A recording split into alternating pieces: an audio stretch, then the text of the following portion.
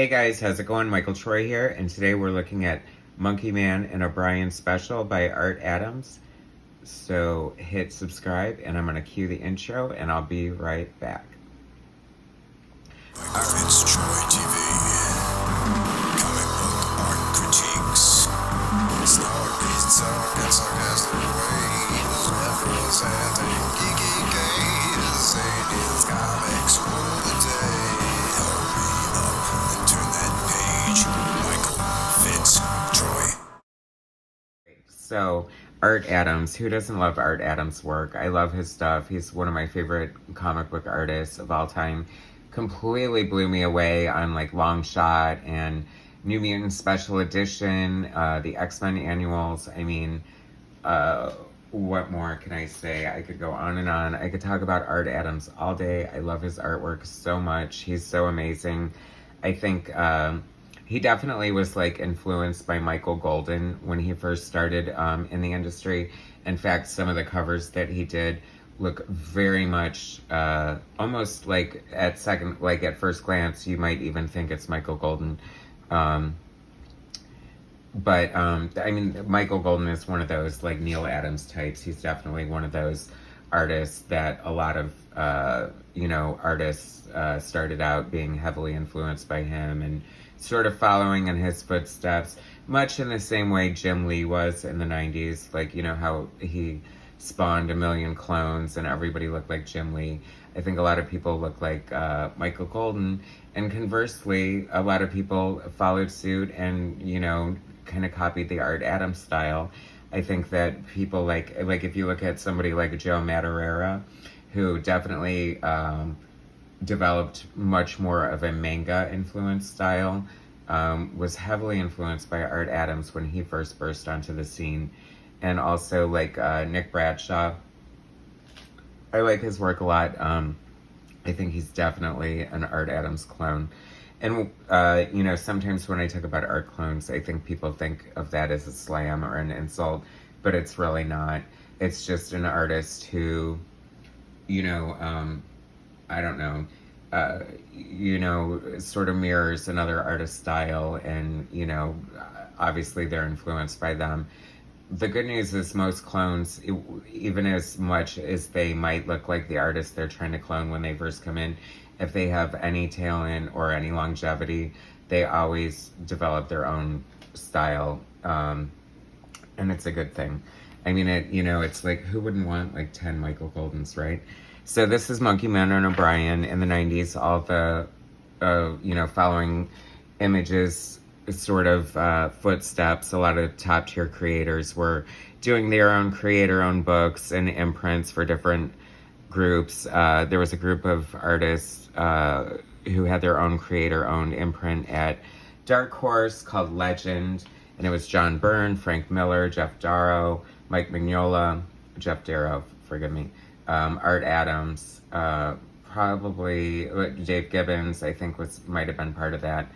Not 100% sure, but it was amazing anyway, because while the image guys were sort of like the young guns, I feel like Legend was more, veterans and more like longer established artists. And this Legend logo is amazing. Too bad the Legend thing isn't around anymore, but it was good while it lasted. John Byrne's X-Men started out with Legend, and I want to say maybe Sin City too was part of it. But this Easter Island head is so iconic, designed by Mike Mignola, and once you know that, of course, you can't not see it.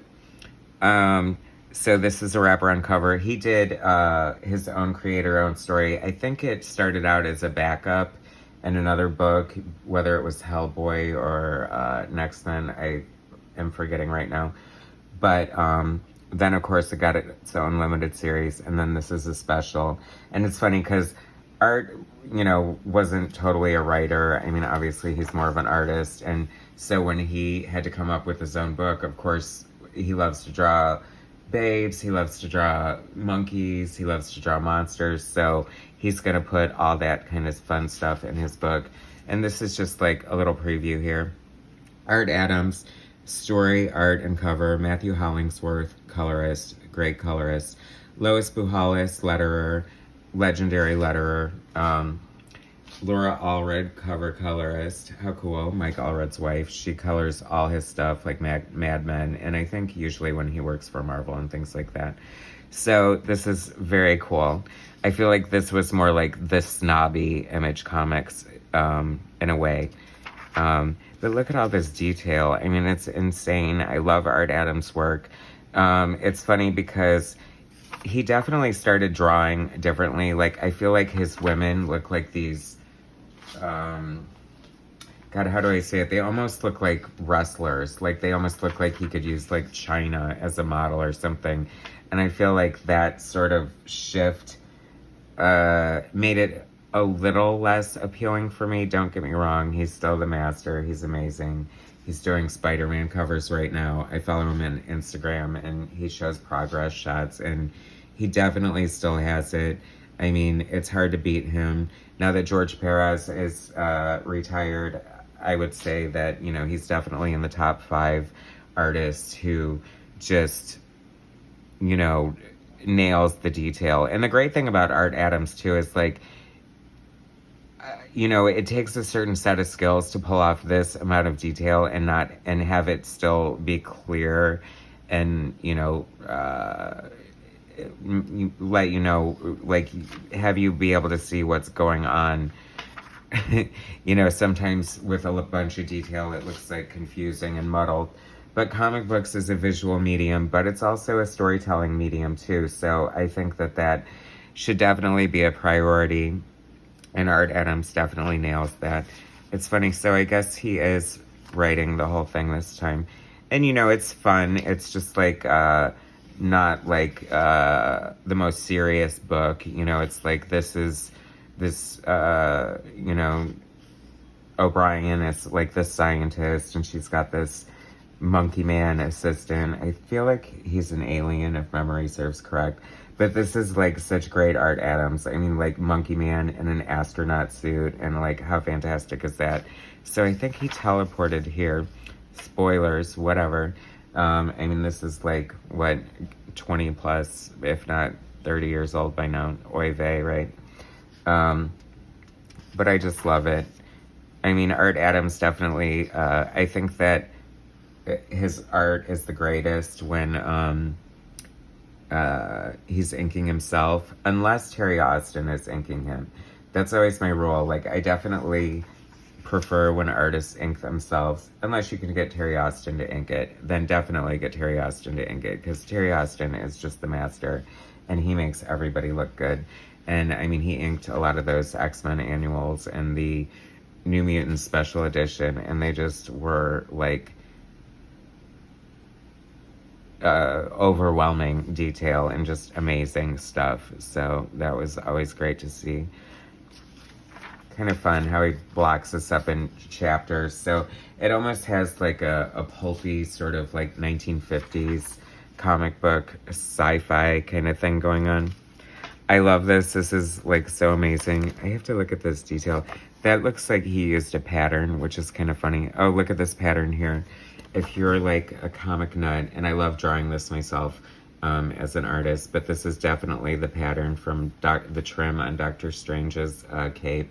Any comic book fan worth their salt would recognize that. Just like the perspective, and like he definitely is cut from the same cloth as John Byrne, and the fact that he sort of makes everything look so easy, and you just know it wasn't easy. But this is fun. He's got like this huge bookshelf here with all these artifacts on it, and I just love the mundane, like the amount of detail that, you know, of course, like everybody wants to draw amazing looking, fun monkeys and gorillas and monsters and babes and stuff. But a real comic book artist needs to know how to draw perspective and backgrounds and create a world for your characters to live in. And I just love that he does that. And I just love his interiors and his backgrounds. And I just have such a special respect for that. I always thought his costume was kind of interesting because it's like black with this yellow trim. And tell me that doesn't scream Storm's costume. I don't know if it was an influence. I don't know why it would be, but maybe it's just because I'm such a Storm fan and so used to her costume, her original great costume, by the way, that that's kind of what I see when I see that. I'm sure we all have different experiences and recollections. I mean, did anyone else, fans of Monkeyman O'Brien, did anyone else think that when they saw that, or was it just me, the big Storm fan? I don't know. But I mean, this is great.